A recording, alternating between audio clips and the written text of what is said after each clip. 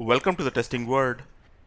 इस सेशन में हम लोग कवर करेंगे कैसे हम वैलिडेशन अप्लाई करेंगे रिस्पॉन्स पर।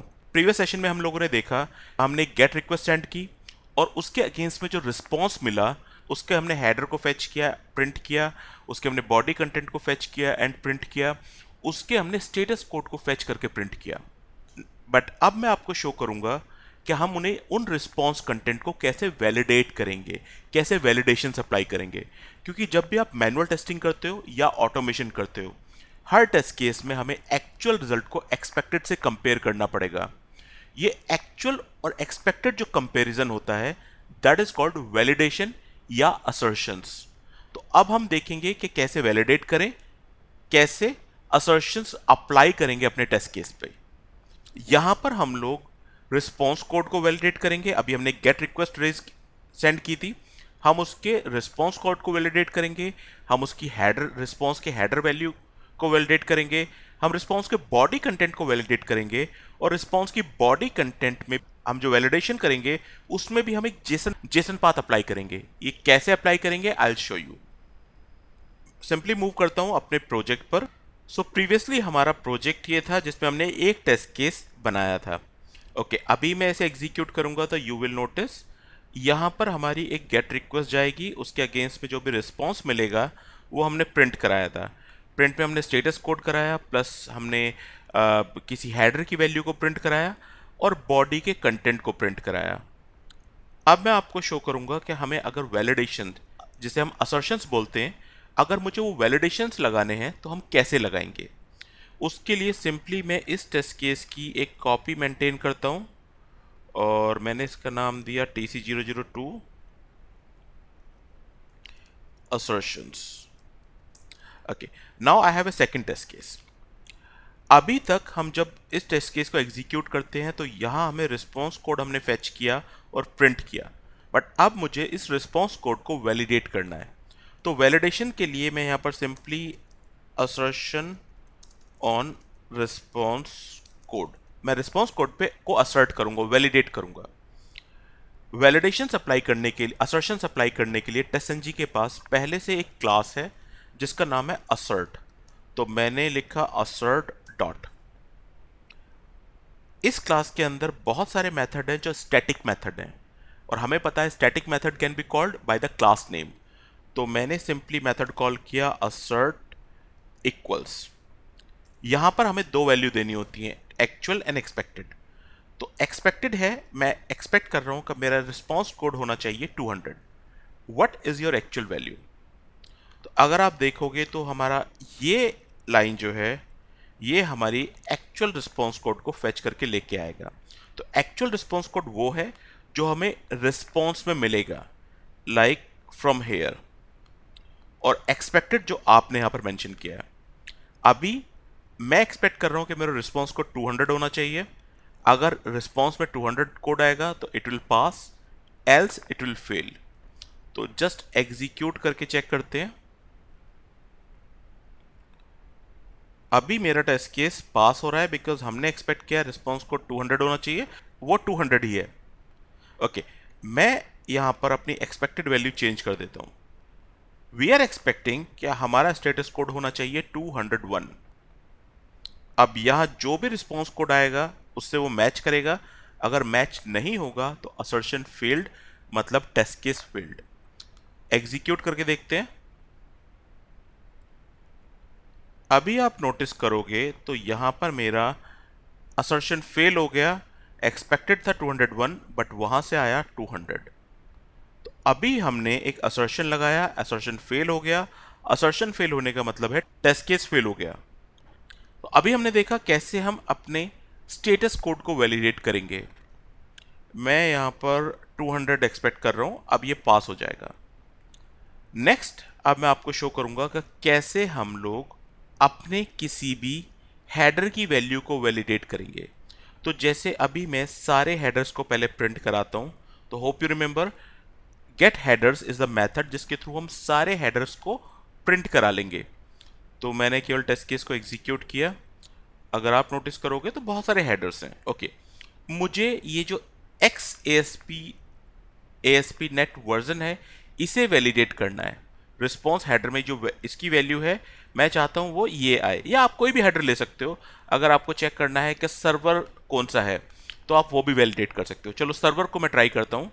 तो इसके लिए अगेन यहां मैं इसे कमेंट कर दिया, वापस एक और असर्शन लगाता हूं, assertion on header content.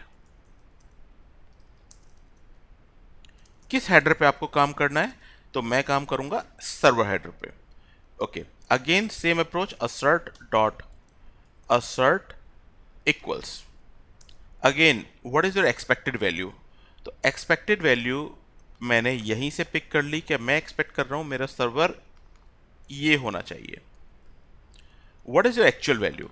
Actual value को फेच करने के लिए आपको याद होगा हम रिस्पॉन्स में से गेट हेडर के थ्रू, गेट हेडर एक मेथड है जिसके थ्रू हम कोई भी हेडर को फेच करके ला सकते हैं।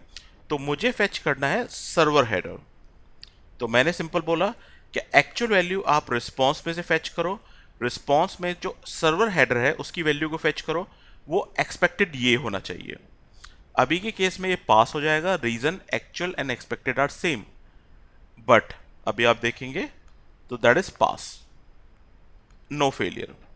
बट अगर मैं एक्सपेक्ट करता हूं ओके मेरा जो रिस्पॉन्स है it should having this server name, अभी आप नोटिस करोगे एक्चुअल एक्सपेक्टेड मैच नहीं होगा, इट विल फेल, वो फेल हो जाएगा। तो यहां पर ये फेल हो गया। तो अभी मैं इसे वापस 8.5 कर देता हूं। नेक्स्ट, अभी हमने देखा कि कैसे हम लोग वैलिडेशंस लगाएंगे या असर्शन लगाएंगे रिस्पॉन्स कोड पे या हेडर वैल्यू पे। अब मैं आपको दिखाऊंगा कि कैसे हम रिस्पॉन्स बॉडी पर भी असर्शन लगा सकते हैं। तो प्रीवियसली हम लोगों ने रिस्पॉन्स बॉडी को प्रिंट किया था। आप okay, I will just execute and check response body again. अब मैं यहां पर एक वैलिडेशन लगाना चाहता हूं कि मेरे को रिस्पॉन्स बॉडी में भी कहीं भी ट्रू लिखा आए। I am expecting anywhere in the response कहीं भी ट्रू लिखा आना चाहिए। उसके लिए मैं सिंपली यहां पर असर्शन लगा रहा हूं, assertion on response body anywhere in the body. अब हमारे पास क्लास है assert। अब मैं एक मेथड कॉल करता हूं assert true। कंडीशन, हमें यहां पर कंडीशन लिखनी होगी और हम उस कंडीशन जब भी चलती है तो दो आंसर देगी, या तो ट्रू या फॉल्स। तो मेरी कंडीशन है कि आप सबसे पहले रिस्पॉन्स की बॉडी को फेच करो,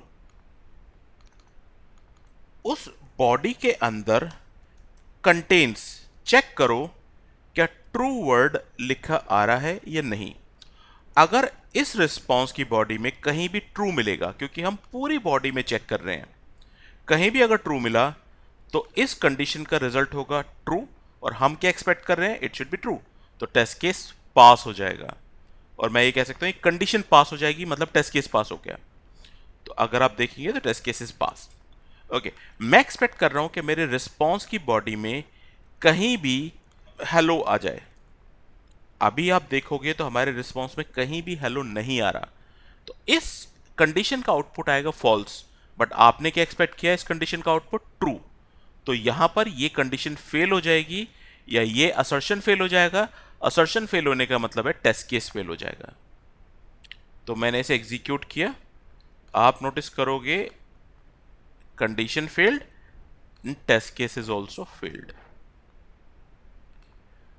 तो अभी हमने रिस्पॉन्स की बॉडी को वैलिडेट किया, बट अभी हम जो वैलिडेशन लगाया हम लोगों ने वो एनीवेयर इन द रिस्पॉन्स, मतलब बॉडी में कहीं भी ये वैल्यू आनी चाहिए।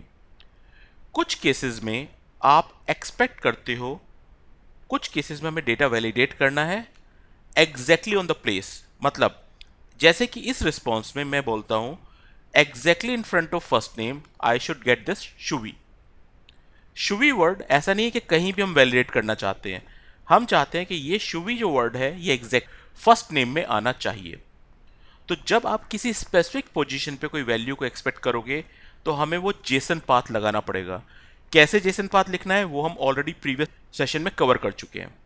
तो अब उसके लिए I just simply write assert equals again actual and expected. तो एक्सपेक्टेड तो मेरा है शुवी। How to fetch actual value. तो एक्चुअल वैल्यू को फेच करने के लिए सबसे पहले मैंने अपना रिस्पॉन्स पिक किया। रिस्पॉन्स में हम मेथड कॉल करते हैं Jason path. Jason path means मैं इस रिस्पॉन्स की बॉडी पे अभी जेसन पाथ अप्लाई करने वाला हूं। Where is the JSON path. तो उसके लिए हम एक मेथड कॉल करेंगे गेट स्ट्रिंग। यहां हमें अपना जेसन पाथ देना होगा। तो अगर आप अभी का केस देखोगे तो मेरा जेसन पाथ होगा डेटा डॉट फर्स्ट नेम। तो मैंने सिंपली यहां पर जेसन पाथ दिया डेटा डॉट फर्स्ट नेम। तो अभी हमने एक मेथड ये हमने कॉलिंग की है for getting the actual value. Response पे जेसन पाथ अप्लाई करो। जेसन पाथ जो अप्लाई करना है वो हमने गेट स्ट्रिंग मेथड पे कॉल किया। तो एक्चुअली ये पूरी इसका जो काम है रिस्पॉन्स में जाकर ये जेसन पाथ अप्लाई करके जो भी उसकी वैल्यू है वो फेच कर लाए। तो अभी के केस में जो फेच करके लाएगा वो शुवी होगा। हमारा एक्सपेक्टेड रिजल्ट भी शुवी है। तो ये टेस्ट केस ये या कह सकते हैं ये वैलिडेशन पास हो जाएगा। आप देखो दैट इज पास। बट अगर मैंने बोला कि मेरा एक्सपेक्टेड है टेस्टिंग, इस केस में ये वैलिडेशन फेल हो जाएगा। रीजन आपने एक्सपेक्ट किया टेस्टिंग बट रिस्पॉन्स में आया शुवी। सो होपफुली आपको ये समझ में आया होगा कैसे हम वैलिडेशन अप्लाई करेंगे on the response which we are getting. एक और इंपॉर्टेंट चीज मैं यहां पर बताऊंगा। अभी हमने असर्शंस कवर किए हैं। लेटर सेशंस में हम लोग इन्हें काफी डिटेल में देखेंगे। तो if you are not clear about any of the assertion में हमें ज्यादा परेशान नहीं होना। रीजन हम लोग इसे दोबारा कवर करेंगे, काफी डिटेल्स में कवर करेंगे in the coming lectures. That's all we have for this session. Thanks for watching this video.